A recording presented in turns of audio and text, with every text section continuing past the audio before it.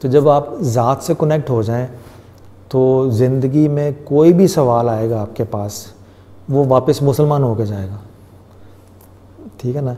तो वो सवाल फिर आने से घबराते हैं तो क्योंकि तो इस तरह की वो सारी चीज़ें थी। ये थोड़ा सा जनरलाइज मैंने करके आपको थोड़ा सा ये अपना बैकग्राउंड ये बता दिया कि मेरे बैकग्राउंड में जो मेरी आइडियोलॉजिकल नज़रियाती फ़िक्री डेवलपमेंट है, उसके पीछे घर की तरबियत है, सूफिया कराम का जो मिजाज है, माहौल है, और अब सबसे बढ़ के मैं समझता हूँ सारे सोर्सेस जिन्होंने मेरी ज़हन को शेप दी है, उन सारे सोर्सेज ने मुझे मिल के हज़ूर सल्लल्लाहु अलैहि वसल्लम की ज़ात के साथ कनेक्टिविटी में मदद दी है।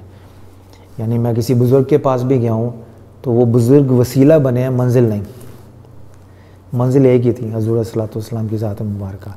तो हर बुज़ुर्ग जिससे मैं मिलता हूँ, जिससे फ़ैज़ लिया है, उसने अपने फ़ैज़ के ज़रिए मुझे उधर की तरफ रहनुमाई दी है। मैं वो लाहौर में कैसरबाज की ट्रेनिंग थी, तो वहाँ पे मैंने, यानी ये ऐसा कॉन्सेप्ट है जो ख़ुद ही जहन में आ गया। मेरी जब ज़िंदगी की पहली हाज़िरी हुई थी मदीना पाक, तो मैं इस्लामाबाद में जॉब करता था, तो किसी वजह से वो जॉब मुझे छोड़नी पड़ी, हालात की वजह से। तो बड़ा परेशान था कि क्या हो गया, क्यों छोड़ दी। तो वो जब जॉब छोड़ी है तो उसके ठीक 2-3 महीने बाद मुझे जद्दा से ऑफ़र आ गई, तो मैं वहाँ चला गया जॉब के लिए। अच्छा, जब यहाँ पे जॉब छोड़ी तो शदीद परेशान था, और जब यहाँ पे जॉब छोड़ी तो शदीद परेशान था। आगे पता नहीं था जाना कहाँ है, घर का ख़र्चा कहाँ से चलेगा, मामलात कहाँ से चलेंगे। जिन लोगों की वजह से जॉब छोड़नी पड़ी उन पे बड़ा गुस्सा था।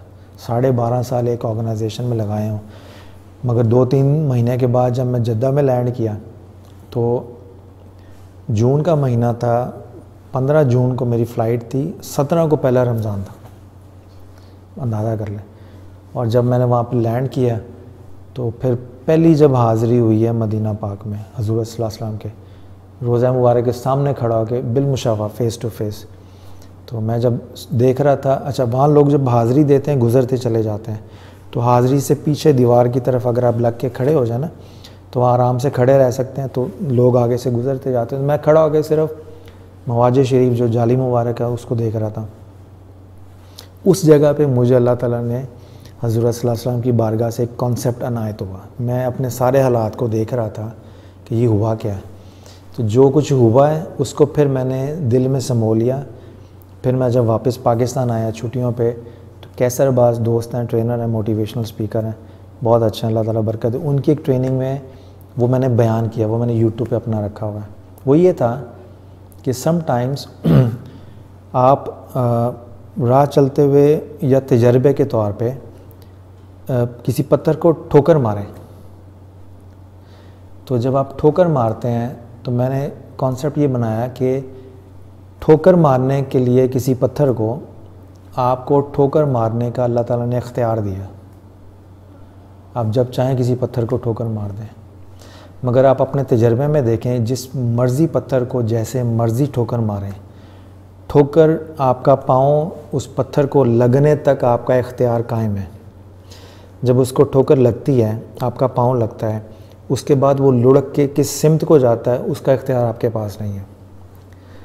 तो उससे मुराद मैंने ये ली कि मैं सोचता था कि मेरी इस्लामाबाद में जॉब है तो मुझे छोड़नी पड़ी। एक तरह से मेरे मुखालफिन ने मुझे ठोकर मारी।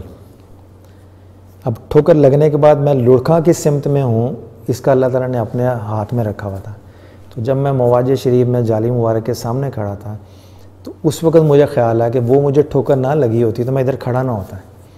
उन्होंने ठोकर मारी दुश्मनी के रूप में। अल्लाह ने उनकी ठोकर को ठोकर लगने तक, मारने तक वो उनका हिसाब किताब है अल्लाह के पास कि मारी क्यों मारी, मगर जब ठोकर लगी है मुझे तो उसके बाद अल्लाह का हिसाब किताब शुरू हो गया।